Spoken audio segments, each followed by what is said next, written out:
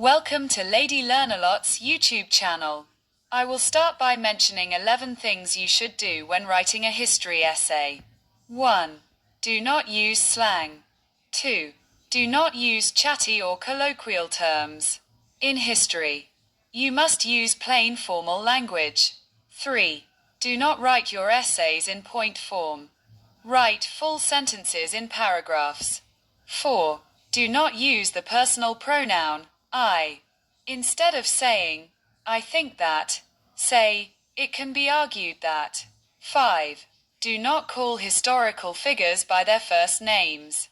For example, don't refer to Martin Luther King as Martin, not as Nelson Mandela as Nelson. 6. Do not write personal notes for the person marking your paper. You will just irritate him or her.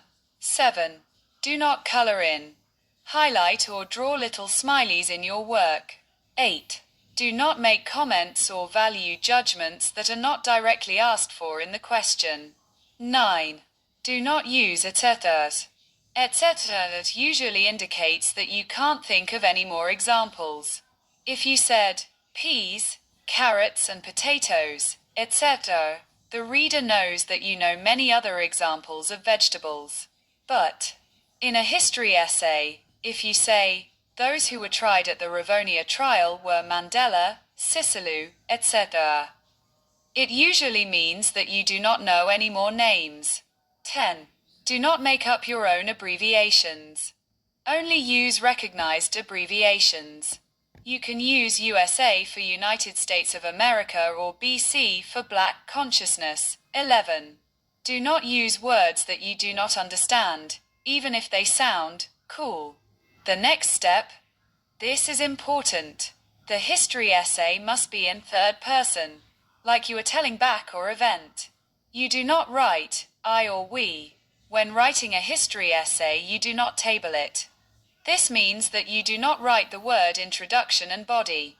The essay has to flow and be smooth. Avoid mixing facts and events in one paragraph. The next thing to do is to make sure you understand the topic. For example, a history essay topic might use the term critically assess. So when answering the critically assess question, you should start by writing indeed the above statement does align, then take the rest of your topic and play around it and write it down as your introduction. For example, the question could ask, the tactics used by the Viet Cong were successful in making USA strategies ineffective during the Vietnam War between 1963 and 1975. Critically assess this statement and use relevant historical evidence to support your line of argument.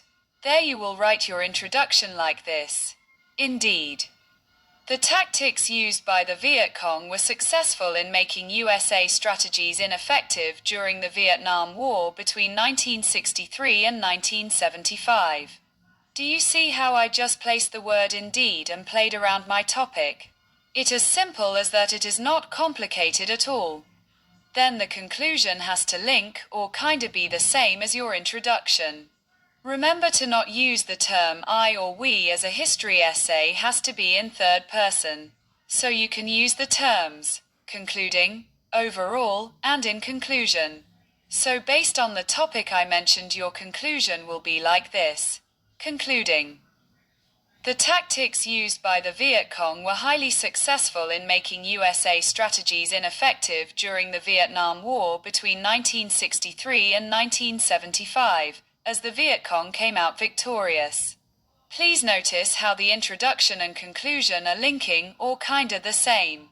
The introduction and conclusion don't have to be long. 3 lines of writing is fine as long as they link to the topic. Then please remember that the body remains factual and does not change regardless of the phrasing of the question. This structure ensures clarity and alignment with the question. The body of the essay doesn't change, the facts stay the same regardless of the question.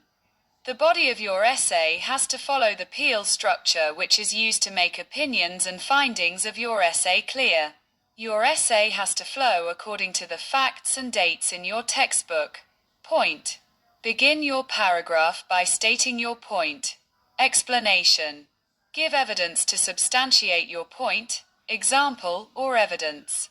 Explaining in more detail about how and why your evidence supports your facts.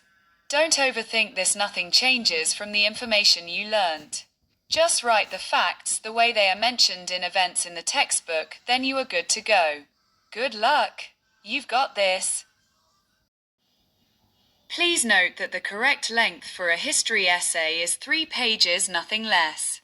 You can go over 3 pages if you have a bigger handwriting. However, try to leave it at 5 pages at least. You are not writing a book here, but just facts.